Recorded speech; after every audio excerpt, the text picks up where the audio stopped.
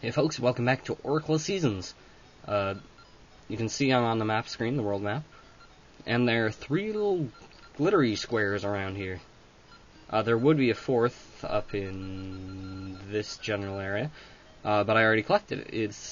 These marks actually indicate where to get the jewels that are needed to get to the area for the 6th dungeon. And this is actually where that magical map that we got from the not advanced shop, the members club area of the shop comes in handy. Anyway, let's go collect them. First and foremost, I want to say that 2 of the jewels are actually in different locations if you're playing a linked game. That is, you used a password from the End of Ages and started playing this one. And the pyramid jewel that I already collected is actually one of those. Normally, you'd get it right by the Dancing Dragon dungeon by diving and going through a little sequence like I did. But in a linked game, you actually have to...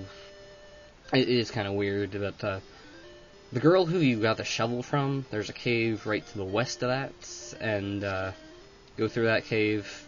I was in that cave, but in this game you only got, like, I think it was a gash seed or something. And there's a chest.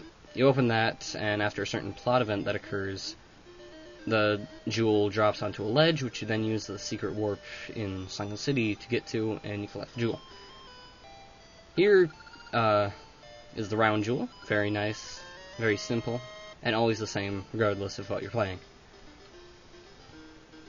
And then secondly, I wish to go after the square jewel, which again also changes depending on what do we have here? What do we have here? Oh, just a ring. I thought it was something cool. It also changes locations depending on where you are. I mean, what kind of game you're playing. Here, it's an old cave area that you... goddammit. That you open by changing into winter and then taking it out, which I'll be showing off soon. And then in a linked game, it's actually in summer when you dry up the lake right by Dungeon 5, where it's above the wall, and I got a bunch of rupees, but there's actually a square jewel there in a linked game. So really, it's worth going to those places even in a regular game, but it's more useful in a linked game. And also, I wish to point out here, Pegasus Seeds on Ice, worst control scheme ever. Like, seriously, that... I'm glad they programmed in momentum, but oh my god, it is hard to control. So now let's break out the shovel. We haven't used that in a while. And then break out the bombs, which we also have not used formally for quite a while. Bomb it open, and ta-da, we got a square jewel.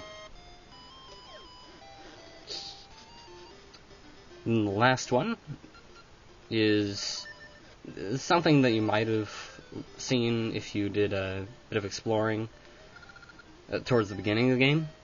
And this one is always the same regardless of how you play. It's actually right on the beach where we found the hero's cave and got the sword. And it's also, if you do a little bit of exploring this time, you'll see a bit of a precursor to the pre-Dungeon 7 area. Pre-Dungeon 7 is really convoluted, actually. Convoluted in a good way, I like it. Anyway, down here you can see Mr. Bridge here, and it's completely unfinished. Mysterious. But we're after something a little over to the east. Down here, you got crabs that you never see anywhere else, unless they're in Link's Awakening, but who cares about that? And also a torch that we can light with the Ember Seeds. Open that up. Then use Mystery Seeds on this little question mark. Big question mark. Also, shortest boss fight ever. I've actually done that faster, but whatever. Anyway, here's the X-shaped jewel. That's our last jewel, and we now have all 4. As you can see, treasures from a bygone age. I don't know if there's any actual backstory to these things, but, you know, whatever. Anyway, now we want to go put them into their proper place. So we'll warp to Mr. Pegasus Tree over here in Spool Swamp. Grab some, since they're always useful. Ignore Mr. Crows. Head through here. I want to note that I have this theme song in my favorites. You should go listen to it because it's an amazing track and you should hear it without my commentary. Yeah. They're jerks. Anyway, let's input these jewels. And you don't actually have to press any buttons other than up. Convenient.